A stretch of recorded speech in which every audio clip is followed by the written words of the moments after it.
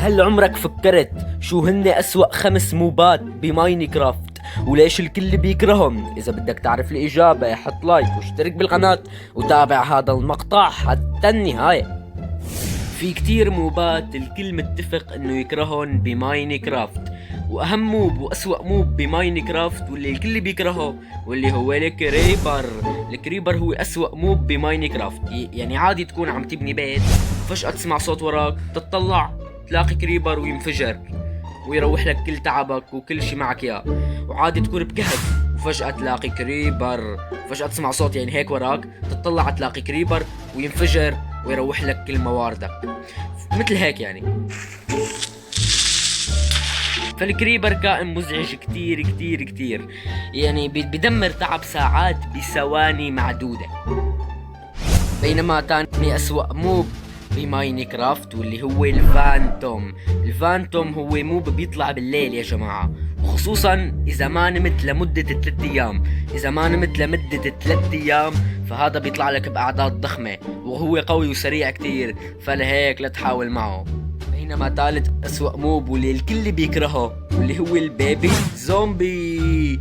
نعم يا جماعة، البيبي زومبي هو أنا بحسه أسوأ موب بالنسبة إلي، ولكن هدوك أسوأ منه. يعني يا جماعة البيبي زومبي عادي تكون أنت يعني هيك عم ماشي بكهف عم تجمع عادي، فجأة تشوف حالك عم تنضرب ما بتعرف مين عم يضربك، تطلع تلاقي بيبي زومبي، تيجي تحاول تضربه ما تقدر، وآخر شيء تموت من وراء هذا الصغير.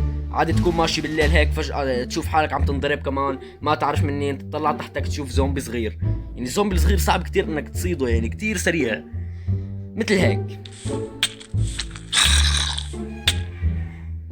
بينما رابع أسوأ موب واللي هو السكيليتون.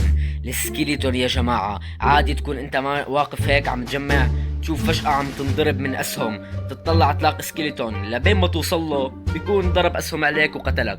والسكيليتون كمان بياخد مسافات، يعني بيبعد عنك وبيبلش سلخ فيك. يعني أحسن حل إذا كان السكيليتون بعيد عنك وعم يضربك إنك تهرب، ما تحاول تجي بدك تقتله لأنه ما رح تلحق ورح تموت مثل هيك.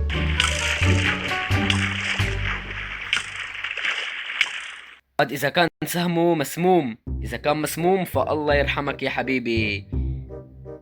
بينما خامس أسوأ كائن واللي هو القاست. القاست يا جماعة بيطير وبيضرب لك كرات نار بوم بوم بوم بوم بوم بوم، بيعجزك تعجيز، وبيطير بعيد كتير، خصوصا بالنزر. إذا كنت بالنزر فالله يعينك عليه، وممكن بطابة نار وحدة منه تنحرق وتروح يا جماعة وتروح كل أغراضكم يعني. فالقاست شرير. وبس يا شباب، هم نكون وصلنا لنهاية هذا المقطع. إذا عجبكم لا تنسوا تحطوا لايك وتشتركوا بالقناة وتفعلوا جرس الإشعارات لا يوصلكم كل جديد. وإذا ما عجبكم فبإذن الله المقاطع الجاي رح تعجبكم، فلهيك اشتركوا بالقناة ولا تفوتوا المقاطع الجاي.